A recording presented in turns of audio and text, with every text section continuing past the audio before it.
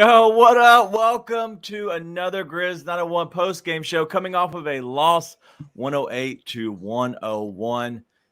The Cavs got the best of the Grizzlies again, but you know what? The Grizzlies actually cover completely 6 games in a row. We have a lot to talk about tonight, but as always, we are Grizz 901, your favorite post-game show. We are part of Bluff City Media. I'm your host, Daniel, and that is Nate. He will be joining me very shortly. As you saw, we have a brand new intro. If you missed it, go back, check it out after the show. But as I talked about off the top, this is a jammed-packed show tonight, so make sure you stay tuned throughout the entire thing because off the top, we're going to completely game recap. We're going to hold off on the Steven Adams news, also the Marc Gasol news. In the second segment, instead of having our normal segment where we have our commercials like always, we have a never-before-seen interview from myself that I did with Marc Gasol way back in the day. It's 4 minutes long, so stay tuned for that. We're going to cover that right after our instant reactions to that. We're going to hit on Grizz trivia, and then we're going to get into the Steven Adams stuff, and then we'll wrap it up and put it on a bow, as we always do, and give you a little game preview. So that's a lot. I told you we have a big show planned. So let's go ahead and waste no more time. Let's go ahead and get into it.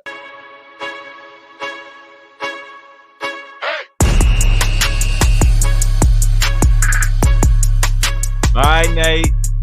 What up, man? How was the game? How'd you enjoy it? It was fun. That's it. I'm sad. Dude, the Roddy minute enough. You could just the bleach shots and just start like bleach boarding yourself. Like whatever the waterboarding version of drinking bleach would be. Like that's what the Roddy minutes were tonight. That's terrible. Wow. Plus he stole a rebound from Vince and I finished a half rebound behind. So you know what? Still love Roddy, but God, I'm close. Now I'm losing money. This is unbelievable. Listen, the Grizzlies shot 41.1% from the field overall, 31.6 from three, going 12 of 13, 38 overall. The best thing we could do, trade out our big man and, get smaller. That's the best thing we could do. Just keep on shooting more threes. That's what we're all about here at the Memphis Grizzlies. No, but I do have some important stuff I want to talk about within the Adams trade. I don't want to get into that just yet, but it does need to be talked about. Sneaky smart, even though I do love Steven Adams. We'll give him a good send-off. But overall in the game, other than Roddy, initial thoughts. The Grizzlies lose 108-101, and that itself was ugly enough. I did see a comment that I want to get to real quick before I get to you. I think it was in the very beginning. 1 second. It was about closing. John 17. John 17. We were doing fine, then just get stupid in the last couple minutes. Should have won that game too. Listen, I completely understand, and I completely agree. The problem is we don't have a closer on this team right now. Like our closer is John Morant. Our closer is Desmond Bane, and our other closer is David Roddy, and none of them have been, playing. So it is what it is. Got bad news, John. It's not that we get to the last couple minutes and start sucking. It's that we get to the last couple minutes and the other team's like, oh, yeah, we have real NBA talent and start going in. Like, honestly, it is what it is. Like, I mean, we're drinking again, but that's just because I'm less sick than I used to be, but still sick. The problem is you got guys that have, like, their actual NBA rosters, right? And we've got guys who can play. Like we got guys like Vince and we got guys like Gigi who obviously had a really rough night, but Jaren, etc. It's just the problem is they've got Donovan Mitchell, who is an actual NBA All-Star, right? Like they've got Darius Garland, who would be an All-Star if he was on a team that didn't have Donovan Mitchell, because they're both really good, but it doesn't work with both of them. Anyways. Like they're missing guys, but we're missing like an entire playoff lineup. Yeah. So to be honest, I didn't hate the game. I mean, the Roddy minutes were abysmal. That was just everything about it was horrible. That was terrible. Other than that, like we got the first trade Jamison minutes, which I was really happy with. Yeah. Like he played really well. He did exactly what you were hoping he would come in and do, which is just defend, rebounds, be all over the court. So loved seeing that. He looked like he fit, and for a guy who got here yesterday, that's pretty good. So good to see that. I thought Jaren played really well till he got into foul trouble. Vince was playing really well, and Gigi looked fine. The shot just wasn't falling. Like, honestly, I thought Gigi looked fine tonight. Shot wasn't falling. There was one time where he went to box out Santi and then gave up a layup and looked around, and I was like, dog, that's you. that was you. It was good. But I want to ask you if you saw something that I saw. First off, the cheap whiskey is larceny, which is 100% a cheap whiskey, but it's a cheap whiskey that doesn't suck. So there we go. It's no Blanton's tonight. Did you at any point have the same thought I have of like, God, imagine if Jake LaRavia was Sam Merrill instead?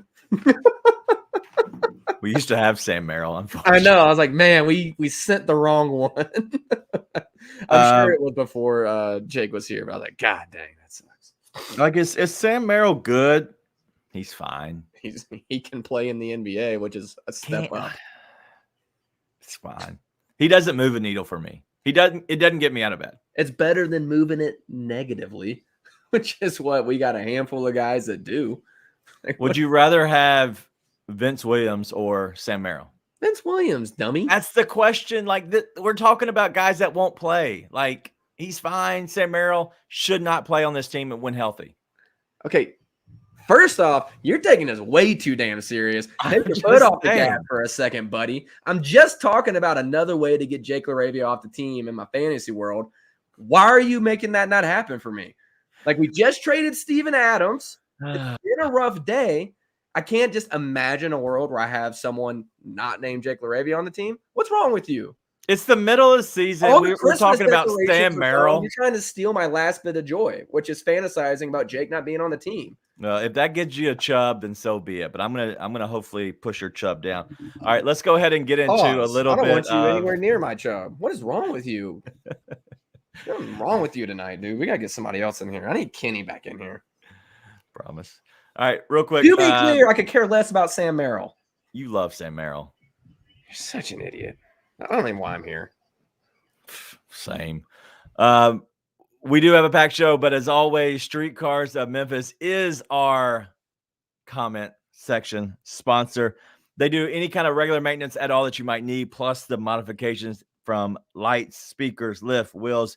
They do them all. Use the code Grizz on a one to receive a $55 regular oil change or $65 for full synthetic, baby. It's an oil change at cost. So it's huge savings that's happening down at Streetcars of Memphis. Go ahead and check them out online at 901scm.com or call 901-323-3332. Let them know the Grizz 901 team sent you. But make sure you tell them Nate sent you, because you know how Nate is. You know, he'll get angry if he doesn't get his way. And so, as you can tell, he never gets his way over here. All right, so Big Chub. Let's talk about some of these real quick in the comments. I got a question. Playboy Danny wants to know, did you see David Roddy play tonight? We're just wanting to just double check, make sure you saw that. He said, did you say David Roddy? It'd be helpful if you could read. I have a lisp, medical condition. Okay, well, that sucks for you, idiot. Wrong show to have a lisp on. Yeah, I saw David Roddy, and I said David Roddy. It was terrible. The Roddy fan club's down bad after that game. Jake LaRavia outlasted another one. What's your thoughts on that? I mean, yeah, unfortunately he's got the contract to outlast far too many people. It's really sad. All right. Well, Kenny wants to make sure that everybody knows that you're captivated by that Sam Merrill. It is Valentine's season. Speaking of Valentine's season, we'll get into a little bit of what Heaven's Healthy Kitchen is doing, the Valentine's Day pop-up shop. So stay tuned for a little bit later. But let's go ahead and finish on the game. I don't want to spend too much longer. Let's spend a few minutes on this, and then we're going to kind of get into what else we have. If you missed the very beginning of the show, we are going to talk about the game as we always do. And then instead of having a kind of a commercial break that we normally do, we're going before segment 2. We're going to play a never before seen interview I did with Marc Gasol way back when my audio was terrible. It was very beginning of COVID. It was random. He wasn't even a Grizzly anymore. It's about 4 minutes of a pretty good interview. He talks a lot about Memphis and his appreciation of Memphis. After that, we'll get into Grizz trivia, talk about Steven Adams trade. We'll discuss a little bit more about Marc Gasol and then finish it out, third segment with the Warriors who we play tomorrow night. So back to back. Let's get into it. I know somebody talked about Karis LeVert. LOL. Nope. Jones, I believe it was you that talked about Karis LeVert. Karis LeVert tonight was somebody who played well, but he was only 1 of 4 from deep. We thought he would play and shoot much better, but 6 of 10 overall, 16 points is a good game out of him. Anybody else on that Cavs team that you're like, hey, man, like I'd love to have them other than Donovan Mitchell? Jared Allen. Maybe Jared Allen. Okay. Besides those Jared two. Allen is hands down the guy, especially now. Like, especially given today's events. I've always liked Jared Allen, and I would love for him to be a Memphis Grizzly. Outside of that, I mean, he got talent like Mobley, but it overlaps with Jaren, so that makes much real sense. I agree. We are forever the stepbrothers of Grizz media for sure. Whatever. So Gigi, thoughts on Gigi? Bad game tonight. Charlie Vine said he needs to kind of just take a deep breath. As I've said in his career in the early stages, this is why I don't worry about starting him. I don't care. I want to keep everything as consistent as possible for this guy because he's going to have the highs and the lows on a roller coaster type just because he's young. So any thoughts on Gigi just kind of playing a subpar game, 3 of 14 overall, 1 of 8 from deep? I'm surprised he ended up making 3, but listen, it's going to be the ups and downs. Like, he looks like he belongs, and it's going to be okay. Like, he's going to have nights like tonight. It was different than the Roddy 1 for 12. Is that what Roddy ended up at? It was around that for sure. Where is he? Oh, yeah, 1 of 12 overall, 0 of 2 1 from of deep. 12. So, anyways, beside the point, it looked different because Roddy looked like he was forcing it all night. Yeah. He looked like he was forcing it all night, whereas Gigi, everything was within the flow of the offense. I mean, like, I'm self-proclaimed president of the David Roddy fan club. I was sitting there like, dude, you got to get him out and put Gigi in because Gigi was, again, all in the flow of the game. Right. Roddy was forcing stuff, man, and it was just brutal. I mean, they got lucky on one. He had a terrible possession, ended up getting the ball back. First thing he does is jack up a 3 on the first touch out of bounds play. Luckily, it falls to Gigi, who gets it to Gilliard, who hits the 3. But I'm like, dude, you can't do that. And I think he looks like he is nervous about trade season. Like, he's playing like he's nervous about trade season. Right? That's what it looked like tonight. Because I haven't seen him force stuff to that extent pretty much ever as a Grizzly.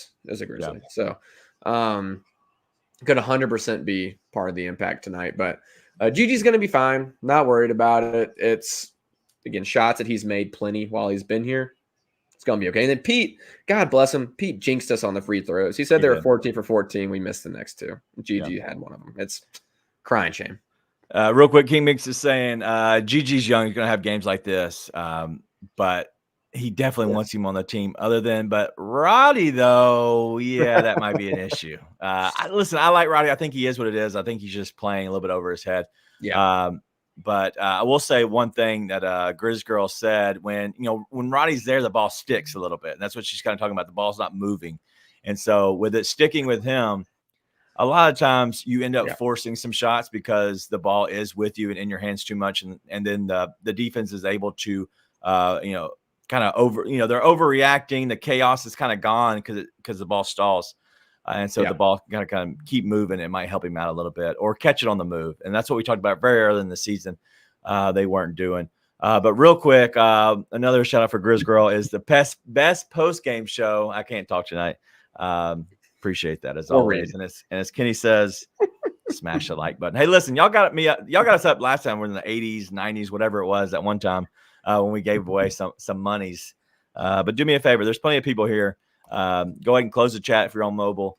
Hit that like button. It's very easy. If you're watching it on Twitter, go ahead and hit the like button and then share. All right. Hold on. There's one thing, because I don't think there's much to take away from this game. Again, I thought the guys competed really well tonight. And night in and night out, that's all you can ask for. I mean, these games that they're in, you have no business being in. And they're still finding a way to compete and stay in these games. So I'm really happy with everything I saw tonight. The Roddy minutes were the only thing that was bad. I really liked the Jemison minutes. Really liked Trey's minutes. Like, I thought they were really good. Jaren looked good until he got into foul trouble. The two main things I took away from that game that we haven't talked about, one, Jenkins has got to learn to start using that challenge early on the Jaren fouls that aren't fouls. Like, he's got to do it. And because at this point, like, you don't have Ja Morant or Desmond Bane. When Jaren goes off the court, like, you don't have anybody on the court as talented as anyone they have on the court other than Vince, maybe, right? So you're out of luck. And so I understand that there was like the potential of what happened with the Kings the other night. Mark Brown took that challenge. They didn't have it for 47 minutes, right? Like, that can happen. But at the end of the day, even if it's Jaren's first foul, if it's not right, he's going to get 3 more that are, and you can't challenge him. Yeah. So you've got to start using them. So that's one thing I'm like, dude, you've got to start doing that. The second thing is, and I want to preface this in case there's any Timberwolves fans that happen to be rooting for the Cavs tonight, of this didn't affect the game whatsoever. But my God, that might be the worst officiated game I've ever seen. It's been bad this year overall. Just dude, but that was next level in a season full of horrid officiating moments. Like, that was one of the worst officiated games I've ever seen. I mean, they got replay reviews wrong a couple times. I mean, and like, listen, I actually tend to be one of the people who likes when Tony Brothers officiates a game because you at least don't get one of the young idiots. But dude, that was one of the worst games I've ever seen in my life from an officiating standpoint. It was terrible. And again, it went both ways. It wasn't just against the Grizzlies. It was just brutal to watch. I mean, when Donovan got a tech, I was like, yeah, get him, Don. Like, I was like, go get him. Like, somebody needs to get in him. But anyways, I couldn't let it go without saying it. Again, for all my Timberwolves / Cavs fans, didn't affect the game. Cavs would have won anyways. But good God, that was awful. Can't let it slide. Yeah. We hold people accountable on this show. Especially when Santi gets his, as Keith is saying, Santi getting his shirt just pulled right in front of the ref. Like, literally, he's right there, and the shirt pulls. Like, come on. I was dumbfounded. It was terrible. Yeah. So, obviously, we have a lot to talk about. Let's go ahead and wrap up the game. We'll get into that the Marc Gasol talk. That I know a lot of people, have been interested to hear, but also just kind of just in general. Any final thoughts on the game tonight? We'll probably talk about it throughout, just in general, common knowledge, whatever. But anything else you want to hit on in depth? Well, the one thing, I mean, no, not really. I just see some stuff about like people starting to drink Goon's Kool-Aid, talking about Jaren wasn't good tonight. Like, dude, he was 2 for 6 from 3. 5, 25. He had 3 blocks, a steal, 10 for 23 from the field. And quite frankly, he should have been 10 for 18 from the field with double-digit free throws. Like, what are we talking about, man? Like, he somehow still has one of the worst whistles in the NBA. He just won Defensive Player of the Year. Like, the guy can't buy a call. It's ridiculous. I don't understand it. So, listen, if Jaren sucks, we'll come on here and say he sucks. He did not suck tonight. Nope. And as Skinny said, Goon's going to be the first in line. Get that autograph from Triple J. Listen, I just – what I look at this game is you have to shoot well from three-point, especially with the way this team is built. I know we're going to get into the Adam stuff, and I want to ask your thoughts on what it is. And obviously, this trade that happened kind of, it hurt me because I was – 2 minutes before starting my girls' basketball practice tonight. And so my phone is blowing up. I'm trying to send out as much as I can, trying to read as much as I can while I'm about to blow the whistle to start yelling at them to start running. Like, we're going to get into it and what this means for the Grizzlies. I don't think they're done yet. But just looking at this, I think we're seeing a lot of Jaren at the 5. And I know a lot of people want to run Jaren with Trey Jemison, which is fine. But I think they're trying to see what Trey's got himself. I think you're going to see more of them playing together, but like there's no bigs. And so you have to go with Santi being the other big, you have to space them out. If not, if you run them together, it's got to be a short 2-minute span here and there because you do need the size of Trey, but also Jaren. Once you get X back, I think it'll be better. But overall tonight, you have to hit your threes. The Grizzlies did. The only person that shot well, honestly, was Aldama, and then 2 of 4 from Jacob Gilliard. That's it. Like, in the end of the day, it is what it is. But listen, Jared Allen went out, pissed me off because he ended up with 9 rebounds when he's on his way to like 20. But besides that, it is what it is. But overall, the Grizzlies, they take the loss 108-101. Another loss. They are now 18-30.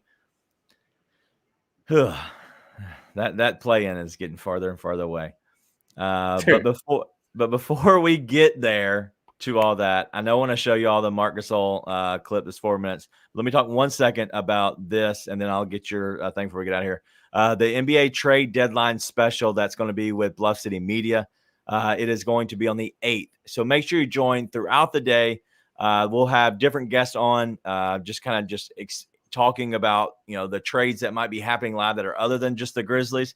We want to cover NBA wide, but we're going to get into how this might affect the Grizzlies. So always going to try to turn it around and somehow intertwine the Grizzlies within this. I will be hosting for, a few segments throughout the day.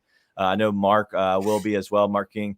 And then we're going to have on so many different other people throughout here. So just stop by. It will be shown on YouTube Live. We'll also stream it on Twitter. Unfortunately, our Twitter died tonight again for whatever reason. I did bring it back up. I'm hoping it's back live. But if it does die, you can always watch it on Grizz 901. It's somehow staying good there. So we might have to figure out what's going on there. But tune in to the trade deadline special. Last thing before we get to the interview. What's up, Nick? I just wanted to say the last thing I don't think we hit on. I thought Scottie Pippen looked good tonight. Yeah, he was fun. He continues to look like a guy who you don't want as your backup point guard, but a guy who can be your last guard.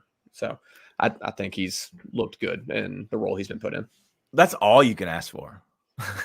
That's all. You ask for somebody who can step up at times, somebody who keeps getting better. He's going to have his valleys. He's going to have his peaks. As long as he's continuously pushing that up, that's all you can ask for. All right, let's go ahead and get to this. This is about a little bit over 4 minutes. It's all about, when I first interviewed him, it was a bunch of people that were on here, so don't mind them at the bottom that we all got to get on there and ask some questions. I was the only one that was given this amount of time, and I don't know if it was because I was from Memphis, Mark liked my questions, but it was time that I was allotted. So let's go, and I hope you enjoy. All right, so as you know, Zebo and TA are both retired, and their jerseys are retired. So a two-part question: what will it mean to you to have your jersey retired by the Grizzlies? But also, what does the city in general? I know you spoke on it briefly, but what does the city in general mean to you and your family?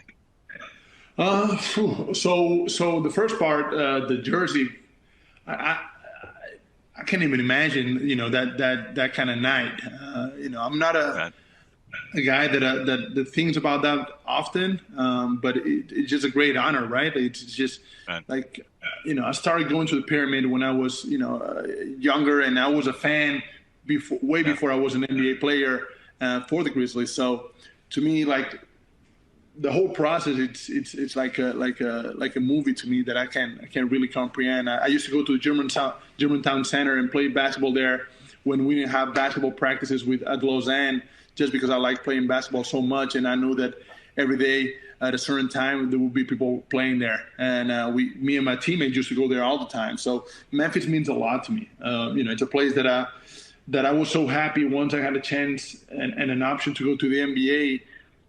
It just made a lot of sense to go to Memphis. And I even joking with my dad, I would tell him, I'll go to the NBA, but only if it's Memphis. And I was drafted by the Lakers at that time.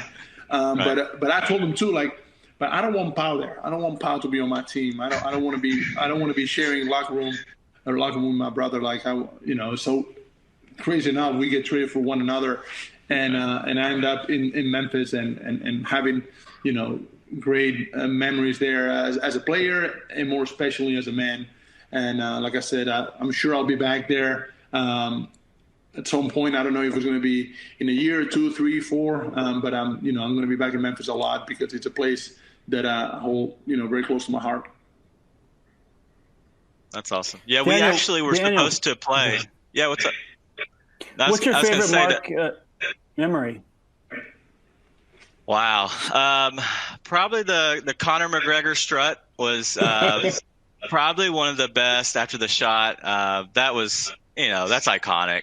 That's on every GIF you find. I always kind of slide that into any kind of group chat I have, I slide that in there, on a good day. So that's probably my favorite gift for sure, and memory. Yeah, that was I almost did it before that. Like the funny part, like that game was kind of close, and we got going later on, and 1-3, like maybe I hit a 3 before that, and I kind of took one step and I almost did it because we watched the fight. We watched the fight as a team, the night before, 2 nights before, and I was so impressed by his confidence doing it, and I just enjoyed it. Right, I enjoyed the show. So once my Dave Fitz drew the play and told Mike, if DeAndre helps, just he gave the open side. If DeAndre helps, just kick it to Marc. Marc let it fly, and he drew it, and the play happened the way he thought, and the Strad came out, and we won the game. That's awesome. Is that your favorite moment, such a celebration moment? The good thing with Memphis is that I had a lot of great moments. Right. To me, beating the Spurs, the first playoff run, beating the Spurs as the 8th seed, that was pretty special. Then being halfway, right, like passing 2 rounds, playing the Western Conference Finals with the Grizzlies, that was, I think, super cool to see, feeling the energy from the city, right? That to me, and bringing people together in Memphis, no matter what your background was, you enjoyed that team, and you all came together as a fan base, and that to me was the beauty, and is the beauty of sports. How it has that power of bringing people together from a common goal, no matter what happened and in the past, like people cheer for the common goal, and I really enjoy that. All right, Nate, what's your thoughts? You've gotten a lot better at interviewing. Nah, man, that's pretty cool. I didn't know you'd done that. You said Marc Gasol interview, and I was like, I haven't seen any Marc Gasol interview. But no, that was good, man. That was cool to hear him be able to talk about moments that we as fans clearly remember, right? Like when Patrick asked you what's your favorite Marc Gasol memory, like the first thing that pops in my head is the Connor. I think it's everybody. Like it's truly iconic with Marc Gasol and Memphis being here. So that's really cool. I didn't know you had done that, to be honest. Where was that from? I have no idea. I don't even remember what it was about. It was something to do with, if you remember, it was the locker room back in the day when audio, it was just kind of like rooms that they had for sports people. And then eventually got bought by Spotify Live. And then they just completely threw in like millions and millions of dollars into it and then just killed it. But there was somebody that was over that came in there and asked the question and asked, like, does anybody want to interview Marc Gasol? And I was a Grizzlies person. And so I guess they pulled my name out of a hat to do it. It was random. Like, I didn't even know I was going to do it that day. I got an email. It was like, hey, we're going to do the Marc Gasol interview at 2:00. It was like noon. I was like, well, I don't know. Like, I got to figure out something. And so, no, it was cool to actually hear him talk. But like the fact that I was, I'm down the street from Germantown Athletic Center. And so that's where he was a lot while, and he even went to Lausanne. And so it was cool, man. It was a cool moment to get to speak with him and hear him talk so cool about Memphis, because that was back in 2020. Yeah. So it was after he had went out, and it was with the Toronto Raptors. And so he still kind of oozed a little bit about the Grizzlies. Well, and I think that's one thing that's super cool about the core four. And you hope that you get that with this next gen era as well. But every single one of those guys legitimately loves the city. Yeah. It really loves the city. The Gasol brothers, obviously, spent a lot of just time there, not just basketball time, but like lifetime in Memphis. For sure. Conley, Tony, Zebo, all of them are super involved in the city, love the city, which is really cool. That's not how it is. It's not. A lot of people, right? Like, you think LeBron and LA are going to be super tight when he might apparently get traded here in the next week or so. Like, that's not how that goes, right? Yeah.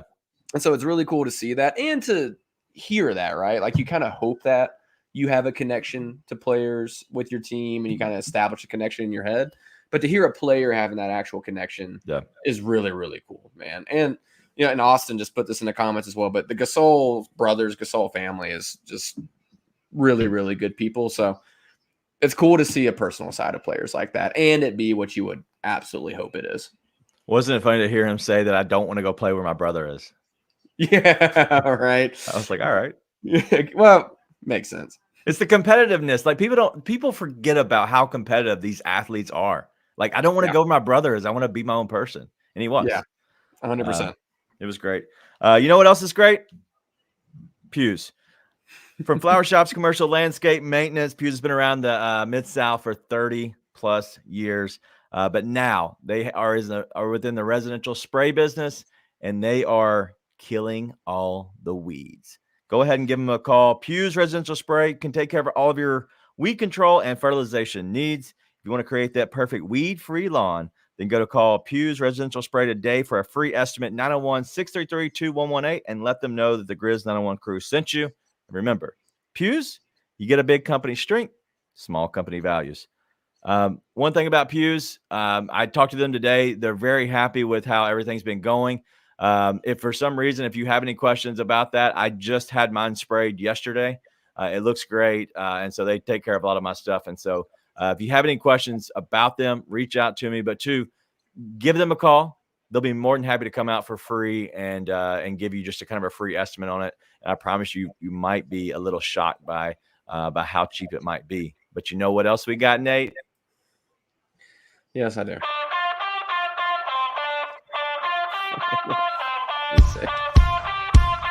This music, dude. All right. To the comments.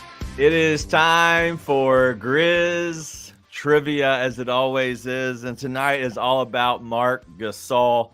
The Grizzlies are going to retire his number on April the 6th. And so shout out to Big Spain. He paved the way for guys like Slim Spain. So the question tonight is going to be about what team leader, what franchise leader is Marc? What records does he hold? Currently, there are many. Let me give you the ones that are rarely forgotten about. He is first in minutes played with 25,917. He's also leader in field goals of 4,341, 2-point field goals at 4,040, 2-point field goal attempts at 8,103, free throws at 2,701, free throw attempts 3,474, and first in turnovers. I forgot to write that number down. So all of those are kind of ancillary things, right?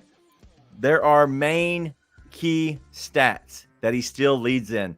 He leads in 2 categories. Nate, can you name the other 2 categories that he is the franchise leader in?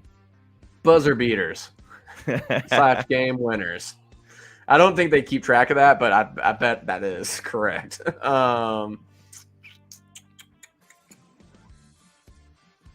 Did you say general rebounds? I did not. I would say rebounds. Marc Gasol is the franchise leader in rebounds with 5,942. What is the other one?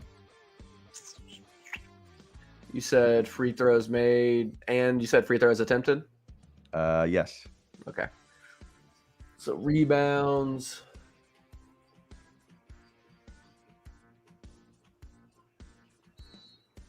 No, surely that's not right.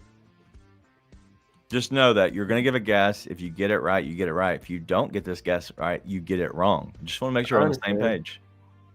I'm going to say blocks. God, dog it. Marc Gasol is the franchise leader in blocks with 1,130. The GOAT! I'm so good at this, dude.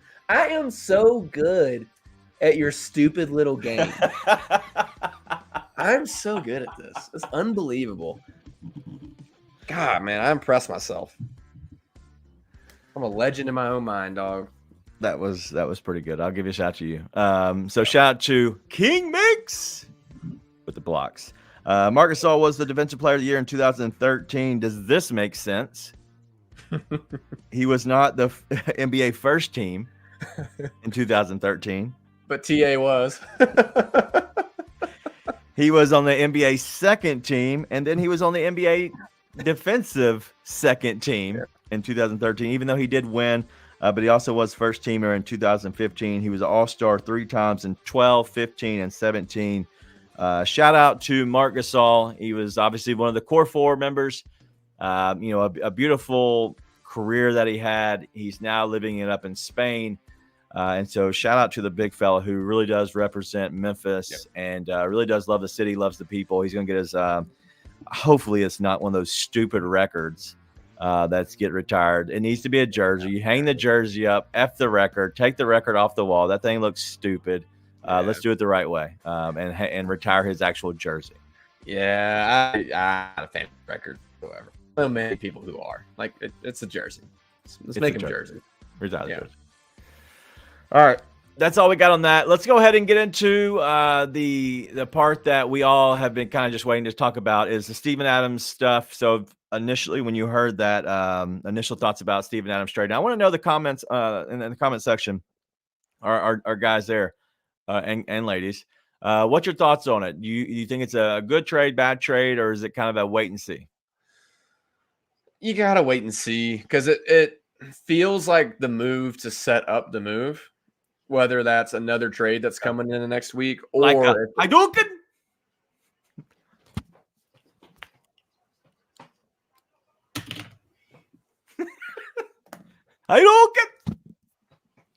It's cool when Wayne says it.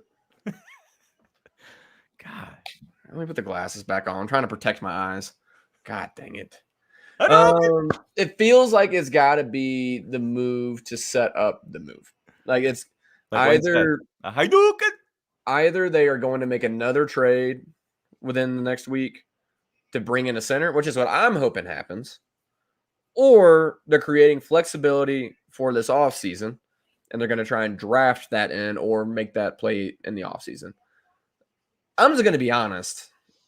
I'm going to be pretty pissy if they end up drafting a center. Like, it's only because it's one of those things where it's like you can have really good talent there and think, hey, we're gonna make this guy happen. Like, he's gonna be a huge part of our core going forward. Like, you had the 10th overall pick, and Zaire Williams is like can't get traded right now. So, like, I don't want a guy who you think is going to be really good or you hope is going to be really good. Like, I want someone who can help you win next year. Like, that is what I want. So it's all wait and see. But I'm going to be honest, like, I'm not the, hey, let's go draft a center. Like, no, go get somebody you know can do the job for you. Yeah. Right? Like, that's because if not, you probably just traded a guy who can. Now, I know, like, our guy Chris has been swearing by, hey, they're going to, like, the vibe's been bad. Steve would want to be here, all that stuff. For all I know, that's completely true. In which case, it's like you got rid of a guy who didn't want to be here, right? But personally, I know the whole draft a center thing is going around right now. I have no insider info. That could be it. Dog, it's time to win. You don't want another 18-year-old. You don't want a guy that may contribute. You want a guy you know fits with the guys you have now. And so I'm hoping it's a move to set up the move. Yeah. So there's a lot of people saying, they kind of better pull something out of somewhere. And Black Ninja DJ is, asking, drafting a center. Like, I'm not sure. I don't. I think Sane's saying the same thing. Is, he really wouldn't draft a center. He'd be shocked if they're drafting a center. Listen, I don't know if I'd be shocked, but you're not drafting a starting center. That's what you're not doing. You're not drafting a starting center. Let's just be crystal clear.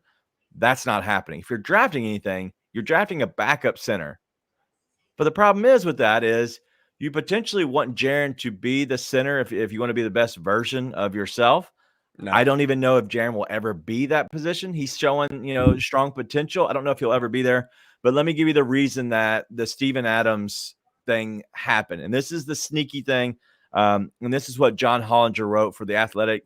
I can read it for free. I don't know. Some of them you can, some of them you can't, but actually made an account for free. You can actually do it. But he says, Memphis also generates a $12.6 million trade exception for Adams because it can take Oladipo's expiring contract into that $12.5 million injured player exception for Ja. So, the one we got for an expiring contract we can use for that. Well, we actually used that for Oladipo. And because of that, it actually kicked us back a $12.6 million trade exception, which is the contract for Steven Adams. And he said, yes, they're taking an injured player into an injured player trade exception. Nobody said the CBA would make perfect sense, but here we are. But that is the sneaky thing about all of that. So what happens is you had that disabled player trade exception for an expiring player's contract. They ended up using that to their benefit because it expired, I believe, next week after the trade deadline. To now you get another trade exception, which is pretty much the exact same thing. You pretty much put another 6 or 8 months onto that. So you gave yourself an extension to bring back somebody who doesn't need to be on an expiring contract, which they possibly could use in the offseason. So that's something to think about. Well, and we've already talked about a handful of guys we thought could step in and be a really good center for this team. Like, I know Claxton's a big name around there. He's a guy who I think fits, but it's a little bit lower on my fits list. Like guys like Jared Allen, Clint Capella, all that I tend to like a lot. I'm just not, I think Claxton's good. I'm just not as big on him as I know a lot of people are. But like, you can go make that move, and I'm really hoping to God you do. Oladipo gonna come in. Shut up, King Mix. Anyways, I think the center position is too important for this team, and that Adams honestly fit too well for you to be like, hey, we're gonna go draft a guy out of UNC, draft a guy out of Duke, whoever. I don't know the draft at all, clearly. Yeah. Like the trivia, clearly. But yeah, I know the trivia like the back of my hand. And say, hey, that's going to replace a guy who was really integral to our success. Right. So, we'll see. Ayton available. I don't know. I don't know. How do you feel about DeAndre Ayton? Purely out of curiosity. No, okay. I don't want him on my team. Nowhere close. I got bad vibes from that dude. Maybe Monty just killed the vibe with DeAndre Ayton. So let's ask this question. Wayne wants to know: should we have waited? At minimum, we do have a good team on the bench. They are injured. That we, I guess, got better in a sense by adding Smart. And Vince is now becoming a rotational player. Why do you think they didn't wait until the year just to kind of make a healthy push with a healthy team? They decided that wasn't the direction they were going for whatever reason. I have no idea what the reason would be, but they're like, Adams is not the future. And I can't, again, he is too integral to your success to just move him without knowing what direction you want to head in. He was too big of impact for your team for you to not have a plan in place. So like, I will say, as much as like I'm bummed Adams is gone, I am not worried as a Grizz fan. Like, they have something in mind. Yeah, like LOL Nope saying there at the bottom. Like, they have an idea of where they're going and they have a plan in place. And I imagine it's a pretty clear-cut plan they have no worries about executing. Yeah. Well, like Atlanta's doing a fire sale. That's going to happen at some point. Capella could be made available.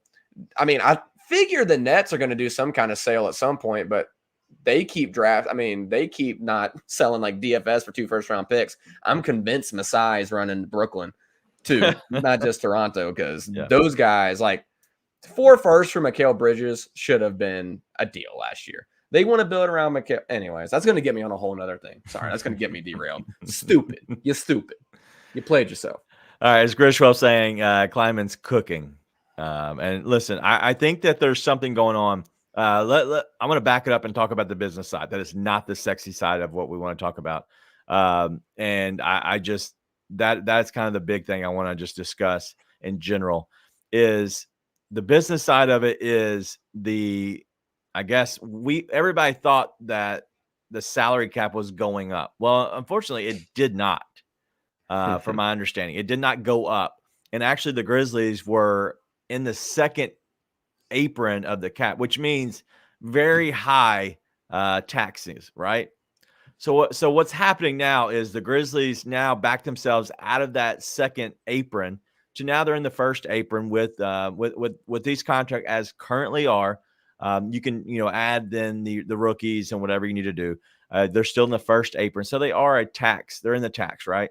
So at this point, they set themselves up to save some money, but also you get that luxury exemption. I'm sorry, that player exemption, which doesn't go to your salary cap. So you got rid of a $12.6 million guy, right, for this season. Doesn't hurt you next year. And you can actually add that same type of a player, that same contract, the same size for free next year because it's not to your salary cap. So that's one thing that the business side of it is you can make your team better because you don't actually have to have that go to your salary cap. So there's different ways that you can jump through hoops and intertwine all of the business side of this. And so I agree with everybody. I don't think they're done either. I think they have a plan in place. But let me just say, they don't have to do anything. If they do anything, it could be to possibly get off of Luke. And then in the offseason, it could be a completely different deal where there's a lot of teams that make more trades and make some more, weird moves in the offseason because you have the flexibility that you're not playing games and you don't have to field a team. That's the biggest part of it. You can actually move these trade exceptions around and throw people different ways. But listen, I will. I agree. I do think it's weird. I do think it's tough because I do hate losing Steven Adams. But the biggest thing is I will never add Hassan Whiteside to my team. Yeah, no, listen, that's why Goon's here. He's here so we can keep having fun. That's the other part of this is, man, it just sucks to not have Steve on the team. Truly, like it does. He was just a dude that fit really well, I thought, with the vibes of the team and was just a fun guy to have. Bully dudes. I mean, the kind of guy that Memphis loves. And so it just sucks to have him gone. It's fun to have all of the Steven Adams fans. God, that's now want to stay being Grizzlies fans, though. Because it's like everybody in the city, everybody that was a fan of the Grizzlies loved Steve-O. Then that became contagious. So it's fun to see that play out, but it sucks that now he's going to be on another team. Him and Dylan Brooks get to reunite for old time's sake. But that part of it does suck too. But honestly, at this point, the basketball perspective is what I'm super curious about, but not super worried about. Like I said, I can't imagine the Grizz don't have a plan in place. And I don't think the plan is Jaren at the 5. If it is, I'm concerned. Yeah, I agree. I don't see it yet with Jaren because you're too small. So let's say they do move Jaren to the 5 because they get a backup, and whether that's Trey James, I don't care. I don't care who it is. Let's take the names out of it because yes, I do want a guy like Drummond, but if you get a guy like Drummond, I don't know if he's your starter in a sense, right? Because he's not even the starter for the Bulls, and the Bulls suck, right? Because they had another big guy. Do you bring him in? Possibly. It's in the offseason. You don't bring him in this year. You don't get him on an expiring contract and play him this year.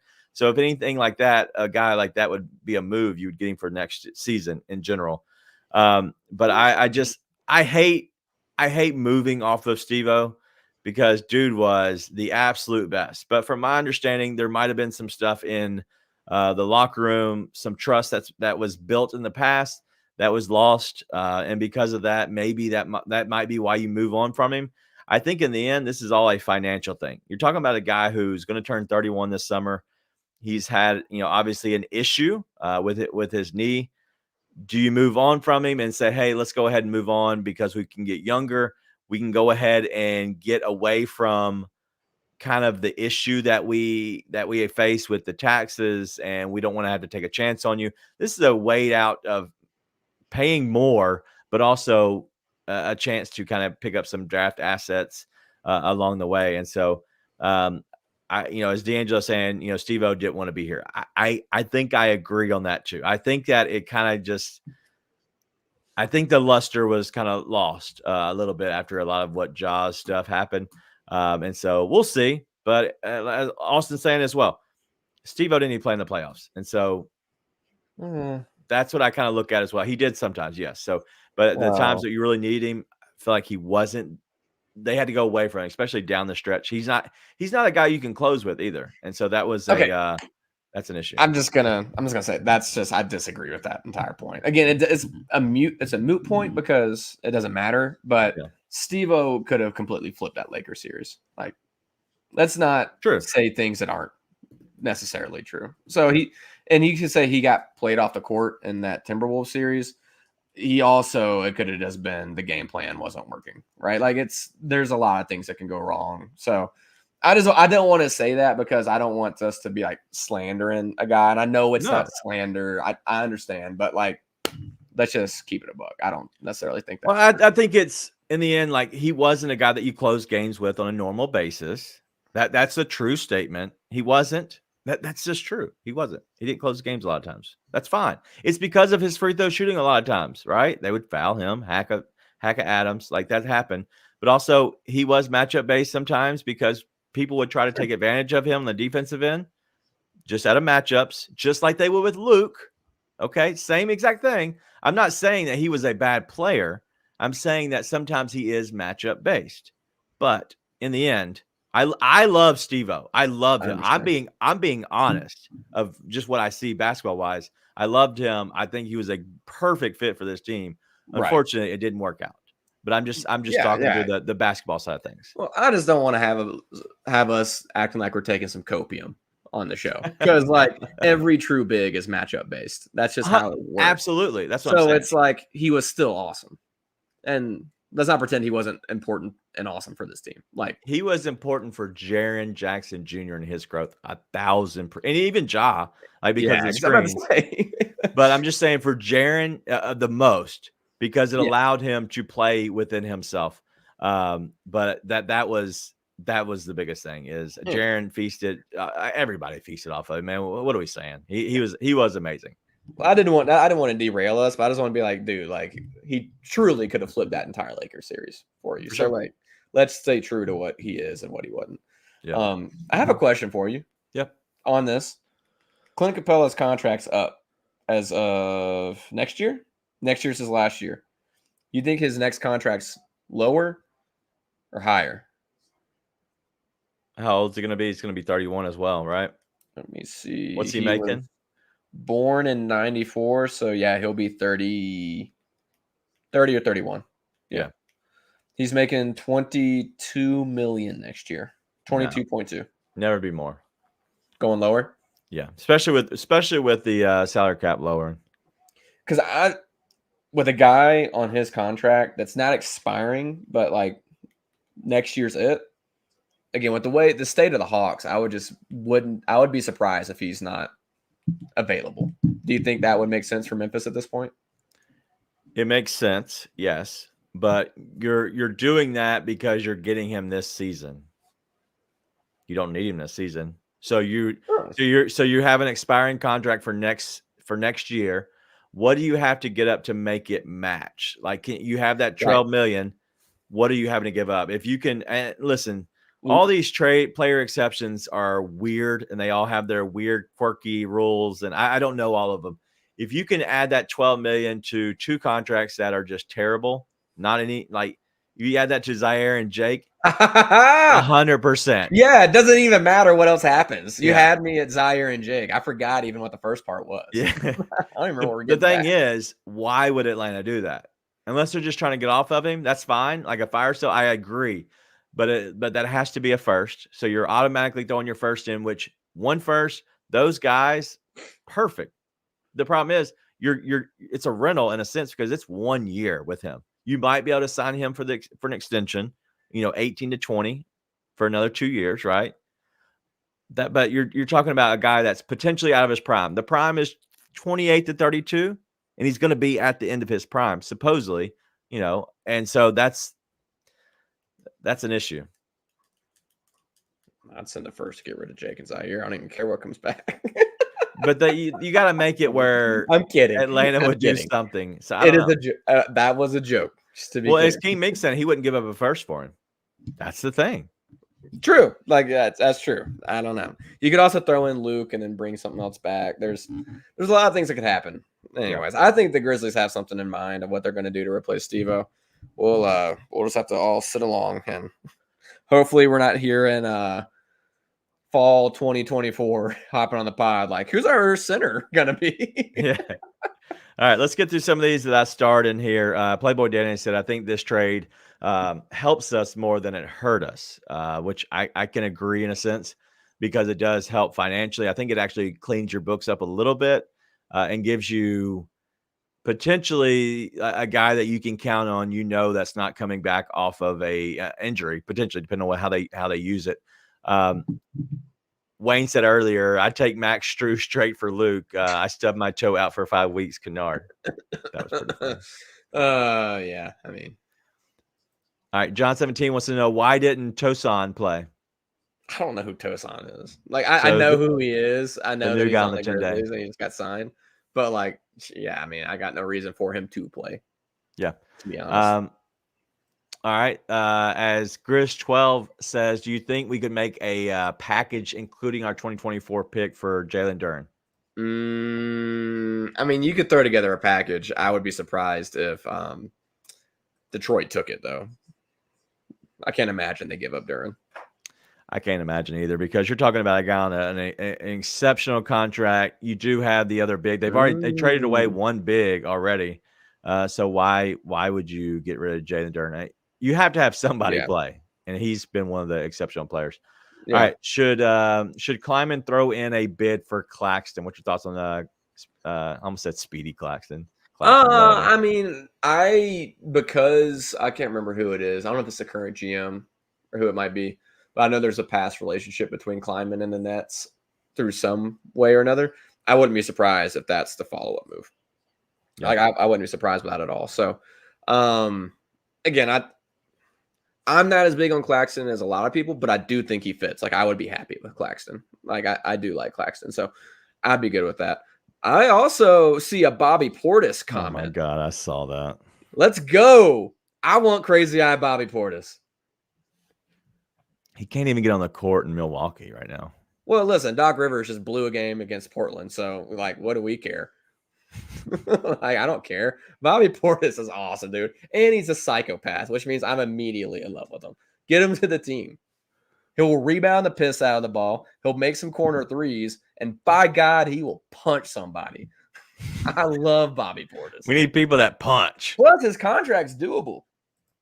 Let me go find that contract. I don't care about his contract. We're not getting crazy-eyed Bobby Portis. I mean, we're not going to get him, but I want him. Yeah. He's averaging 12.1 a year, just under the trade exception. Oh. So you're saying there's a chance. King Mix, Doc Rivers is trash. Bring this up. Yeah, it is amazing that Doc went there. They did their little dance and immediately dropped 2 games and won to the Portland Trailblazers. That's hilarious. In a game where all of them played, by the way. Yeah. Oh, it's amazing. And Giannis didn't find a way to 10 rebounds somehow. I'm not bitter. All right, let's go ahead and get into our third segment. We're going to go ahead and take about a 1-minute break, and then we'll be right back. Not just the level of individual talent that he plays, but it's also the level of his mind. We haven't gotten cross-court open shot this year. Right. We haven't seen that pass a lot. Number one, you got to respect him going to the basket. There's a roller. I got to watch the roller. He has the mind to be able to say, I see all of that, and now I see this guy over here. I'm going to get him this open shot. How shifty he is to always be going forward. It's usually side to side. Yeah. His dribble moves are side to side, but going forward. Right. Which is very hard to defend. I just want to get you, as many times can I get you to do this? But for him, it's not here. It is here, which is with are his moves to get down the floor. It's awkward for a defender to try to catch a cadence. You dribble. So now what I do is when you go put that ball down, I'm going for it. But with him, it's hard for my cadence. But what's my cadence for you? I don't know what it is. Tune in to the Anthony Sane Show Wednesdays and Fridays at 12 p.m. weekly on the Bluff City Media YouTube channel.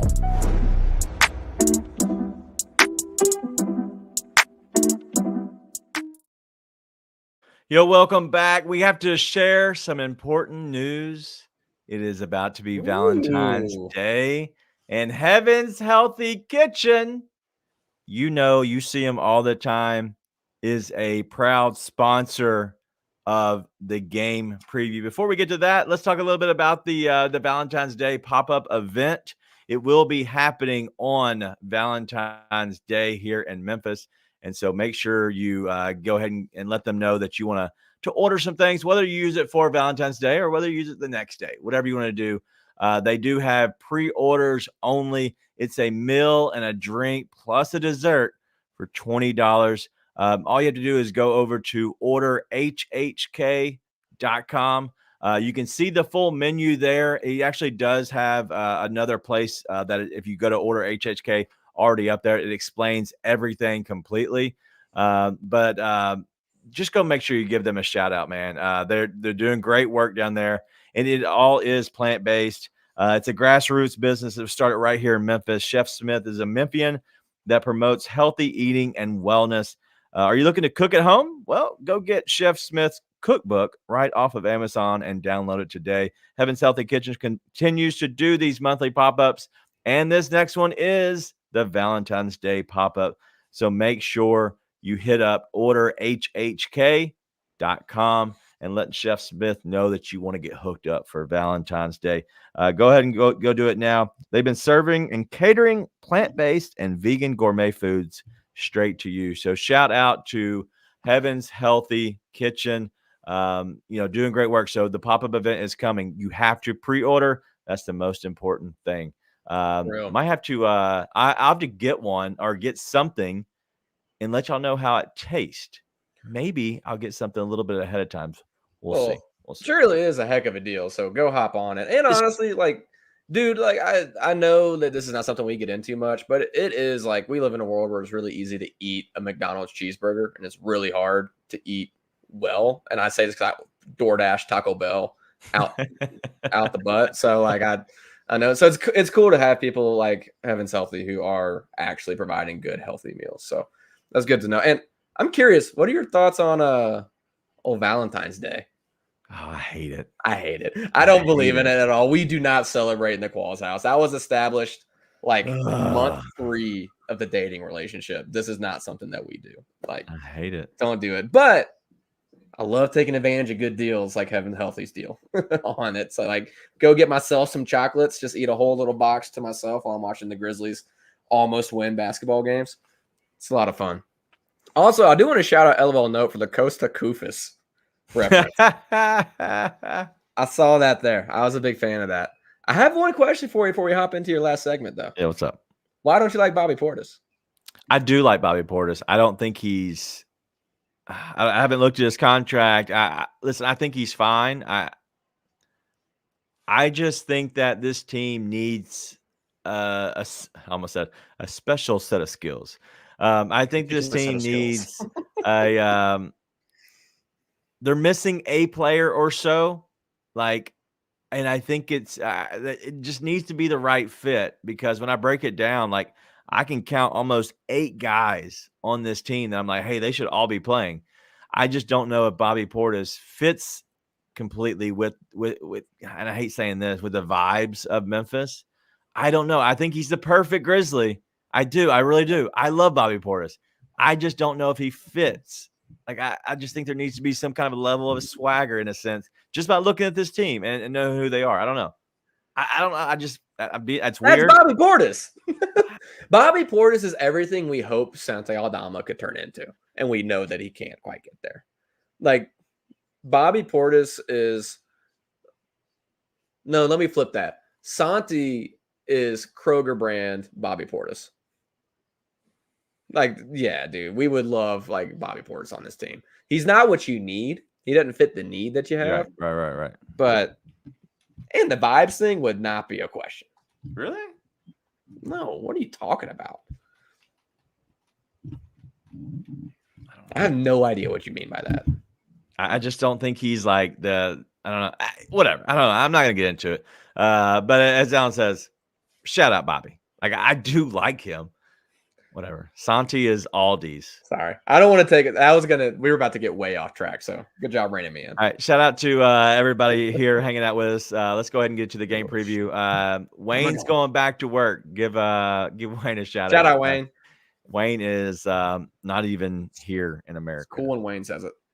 It's definitely cool. All right, let's get into the Warriors game that is tomorrow night. We're already over our hour, and I believe I think we're potentially still streaming on Twitter. Allegedly.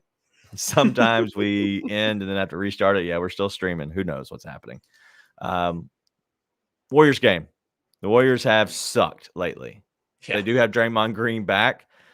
Just any kind of expectations, on a back-to-back for a team? Their ass. Come on. That's a team that, again, they should be underdogs against every team on the planet. But I'm like, come on, beat them. Do it to them. Do it to them. What do you think the line is? I haven't even looked at this game. This game's tomorrow night? It is tomorrow night. I promise you, I have not done any research either. Memphis? Oh, I just saw the line. I was going to say 6.5. No, it's not. It's 5.5. Yeah, but I did see the line when I looked at that. Sorry. Yeah,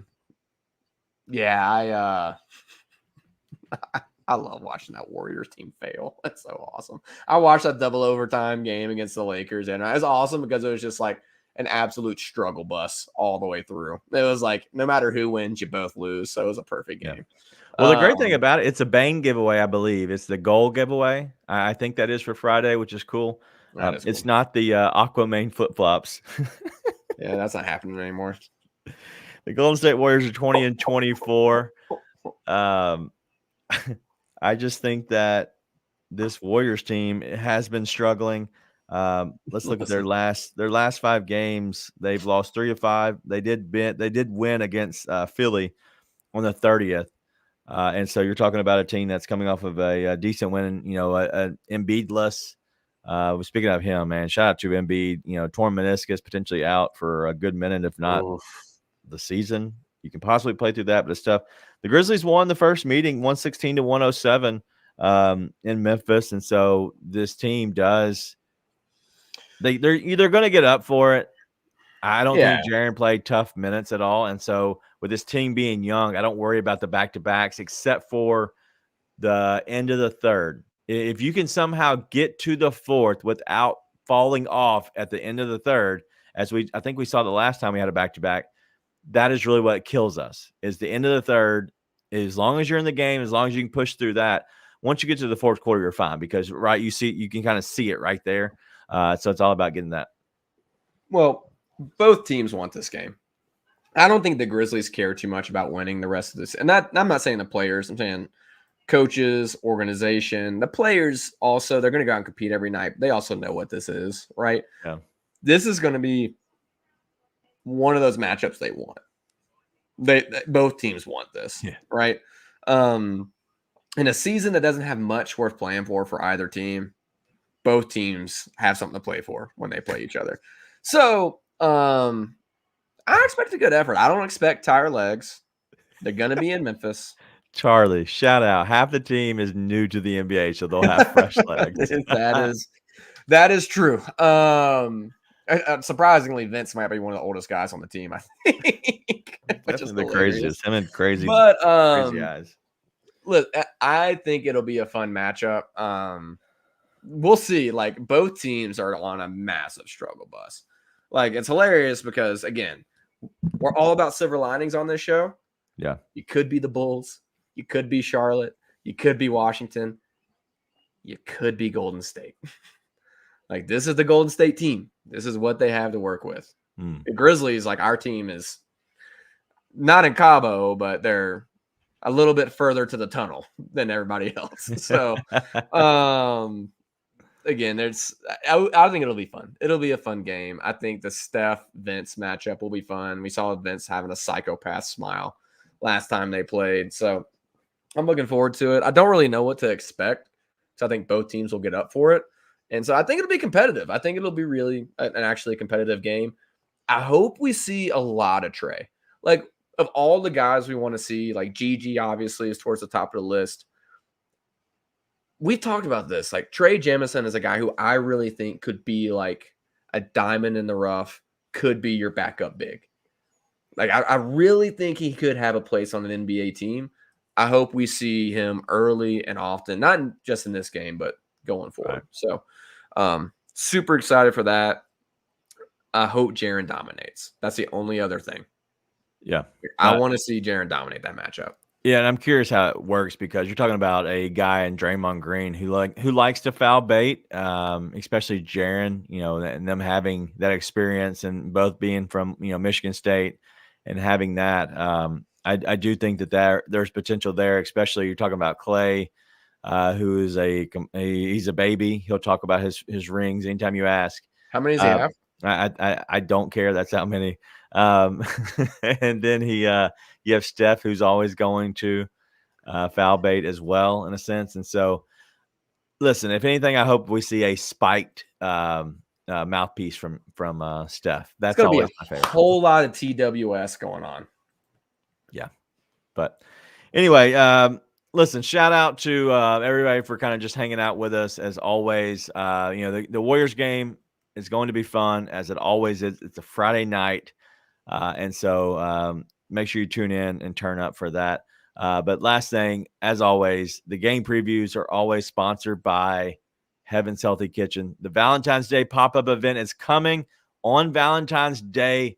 Make sure you go ahead and get your pre-orders in now. You can go over to orderhhk.com and go ahead and get them in.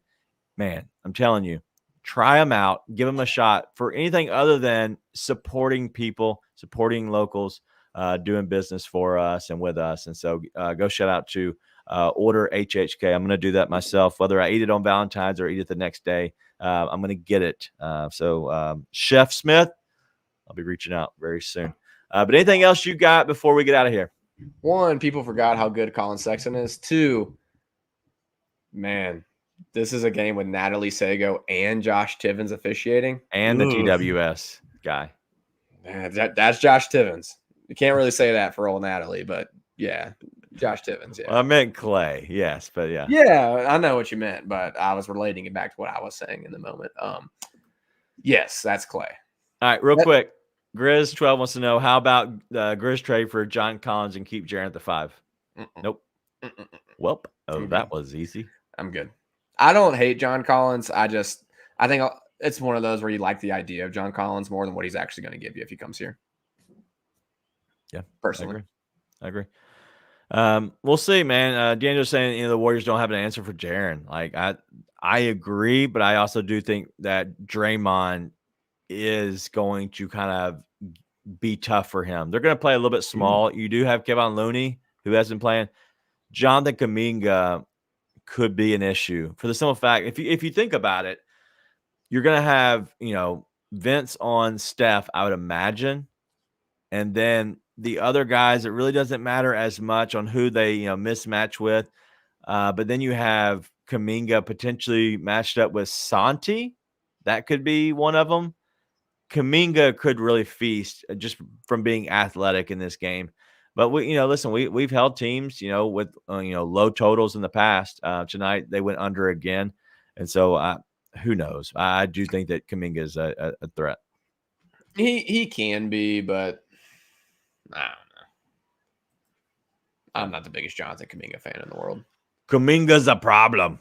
He can be. He can be for sure. He can be, but listen, I'm not worried about Jaren. I've said this comment to the last. Roddy and Zaire in a Memphis street fight. Loser leaves town wrestling match, and then Goon is the ref. I mean, I'm cool with it because I've seen the body types, so I'm pretty sure I know who will win. So we get Zaire gone, and we get to see Goon ref. Yeah, exactly. How come people quit throwing Jake LaRavia into these conversations, by the way? I'm not going to let us literally forget about him. No, I didn't, because guess what? He's on the books. Not allowed to forget about him until he's off the books. Whatever. All right, that's all we got. I hope you enjoyed this show. Shout out to the team over at Bluff City doing big things. So we got a new intro. Go back and check it out. Mark, who is with Bluff City, did an amazing job on it and kind of put it all together. Just received some news that big things are coming to Bluff City Media. It really is. I can't share, unfortunately, but some big things are coming to Bluff City Media. I do have something up my sleeve that I'm hoping that we can present bring out, unleash soon enough. I still got to do some work on it, man. But listen, the comment section, sponsored by Streetcars of Memphis. Go give them a call. You guys are always the best. The positivity, the great interaction that the show has with you all. Just from y'all all together. A lot of it tonight, I didn't even have to bring it up. Y'all were talking, through each other. A lot of times I was enjoying that. And honestly, I feed off of y'all from a lot of the questions I get. So thank you all as always for being awesome. But that's all we got. We'll see y'all back tomorrow night. Be nice and tell your friends.